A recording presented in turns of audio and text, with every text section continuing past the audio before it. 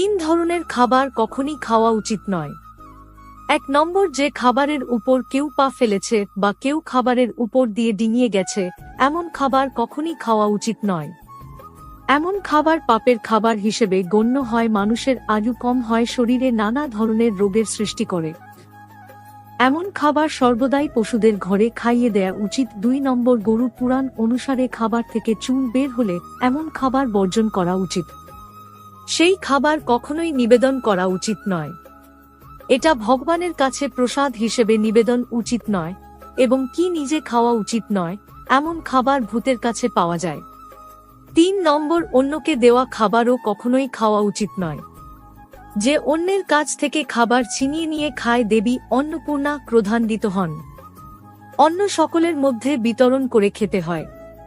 অন্যের ভাগের খাবার খেলে মানুষের সৎকর্ম নষ্ট হয়।